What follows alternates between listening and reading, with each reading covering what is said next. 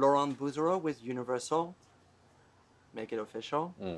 Of course, you know, everybody wants to know, what was your reaction to walking on the set of the first film?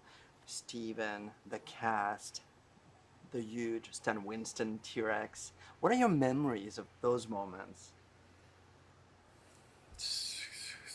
Many, many memories. Well, I'll tell you, I remember, you know, we flew in here. I probably got into my hotel room. It might have been the next day, which we were shooting. Got picked up, got into a van with maybe Sam Neill, you know. He's a wonderful fella. He's a wonderful, bright, brilliant, warm fellow. Laura Dern. Had I met Laura? I don't think so. And with Laura Dern, so brilliant and bright and intelligent and talented. And then I'll bet we drove over a terrain like this.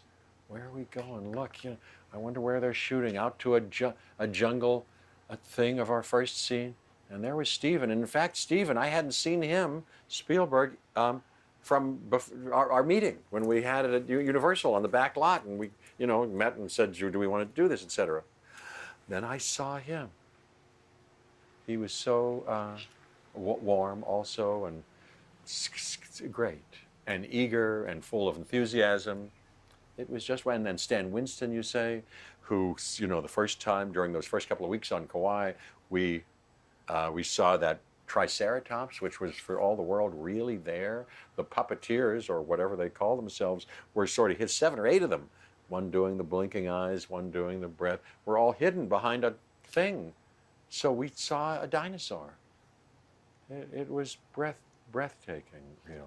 And 25 years later, here you are. Yeah. Welcome to Jurassic World is your line. Yeah, I say that. Yeah. How special was it to revisit Ian Malcolm for you?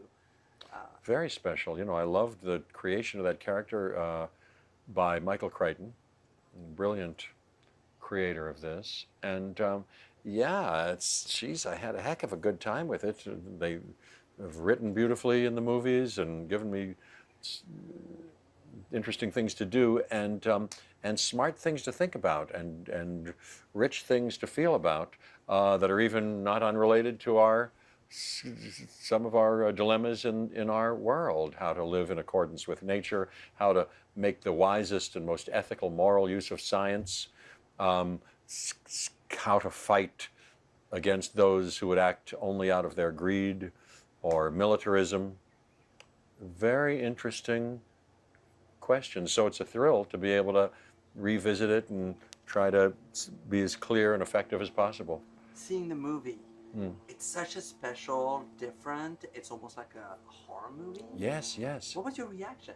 Well, I loved it. I saw it a few days ago, and I was thrilled by it just as a fan, and I was happy to see that I did okay, I think, by them, that I could contribute something, however small.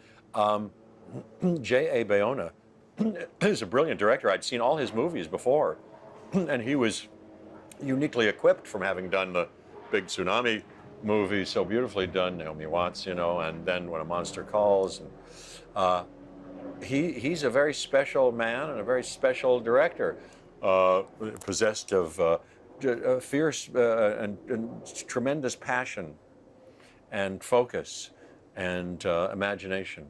He's really great, and people, managerial talent, you know.